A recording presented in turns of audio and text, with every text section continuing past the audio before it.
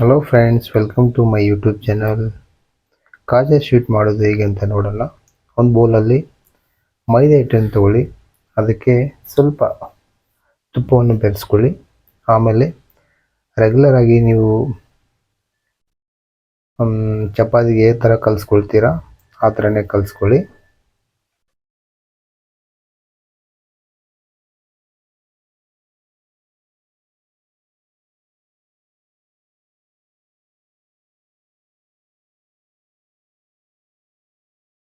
ಚೆನ್ನಾಗಿ ಹದ ಬರುವವರೆಗೂ ಕಲಿಸ್ಕೊಳ್ಳಿ.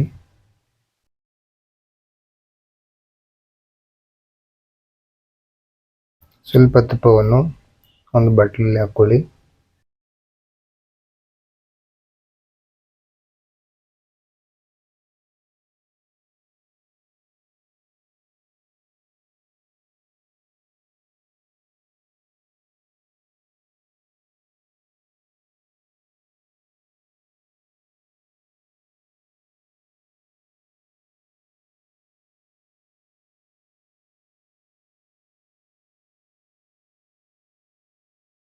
ಇವಾಗ ಉಂಡೆ ಮಾಡ್ಕೊಳ್ಳಿ.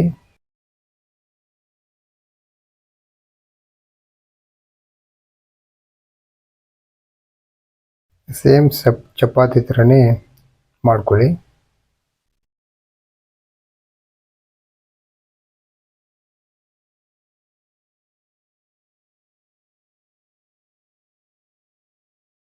ಅದಕ್ಕೆ ತುಪ್ಪ ಅಥವಾ ಎಣ್ಣೆಯನ್ನು ಮೇಲುಗಡೆ ಈ ಥರ ಸವರ್ಕೊಳ್ಳಿ.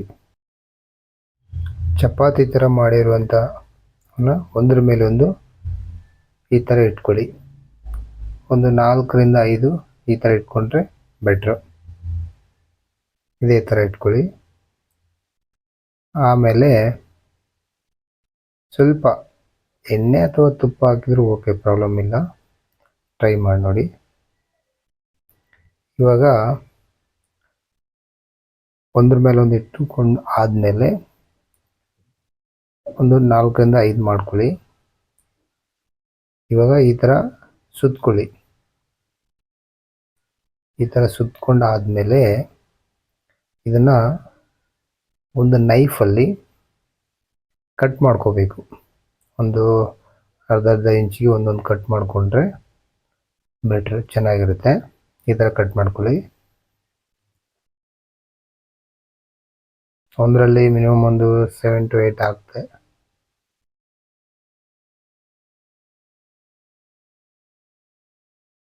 ಈ ಥರ ಕಟ್ ಮಾಡ್ಕೊಂಡಾದ್ಮೇಲೆ ಇದನ್ನು ನೀವು ನೋಡಿ, ಈ ಥರ ಬರುತ್ತೆ, ಈ ಶೇಪ್ ಬರುತ್ತೆ. ಒಂದು ತಟ್ಟೆಯಲ್ಲಿ ಇಟ್ಕೊಳ್ಳಿ, ಈ ಶೇಪ್ ಬರುತ್ತೆ.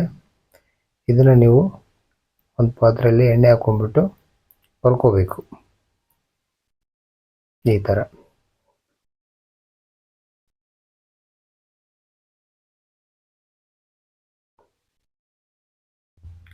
ಈ ಥರ ಕರ್ಕೊಂಡ್ಮೇಲೆ ನೋಡಿ, ಈ ಥರ ಬರುತ್ತೆ. ಅದೆಲ್ಲ ಸೇಮ್ ನೀವು ಬಜ್ಜಿ ಎಲ್ಲ ಇದ್ದೀರಲ್ವ, ಅದೇ ಥರನ ಕರ್ಕೋಬೇಕು.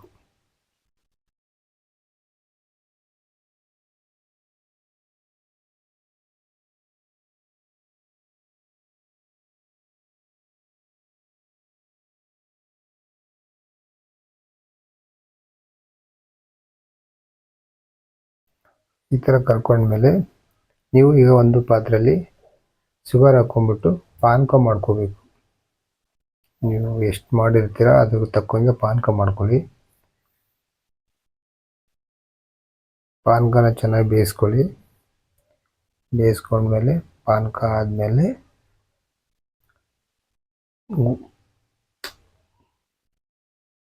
ನೋಡಿ, ಕುದಿ ಬರೋವರೆಗೂ ವೆಯ್ಟ್ ಮಾಡಬೇಕು. ಕುದಿ ಬಂದಮೇಲೆ ಪಾನಕ ಆಗುತ್ತೆ, ಗೊತ್ತಾಗಿರುತ್ತೆ ನಿಮಗೆ. ಈ ಥರ ಕಲರ್ ಚೇಂಜ್ ಆಗುತ್ತೆ, ಗೋಲ್ಡನ್ ಕಲರ್ ಆಗುತ್ತೆ. ಆಮೇಲೆ ಕರ್ಕೊಂಡಿರೋಂಥ ಕಾಜನ್ನು ಇದಕ್ಕೆ ಸೇರಿಸಿ ಒಂದು 10ರಿಂದ 15 ನಿಮಿಷ ಬಿಡಿ. ಆಮೇಲೆ ಟೇಸ್ಟ್ ನೋಡಿ. ಇದನ್ನೇನು ತುಂಬ ದಿನ ಇಡ್ಬೋದು, ಇದೇನು ಕೆಟ್ಟೋಗಲ್ಲ. ಟ್ರೈ ಮಾಡಿ ನೋಡಿ, ತುಂಬ ಚೆನ್ನಾಗಿ ಬಂದಿದೆ. Thank you so much.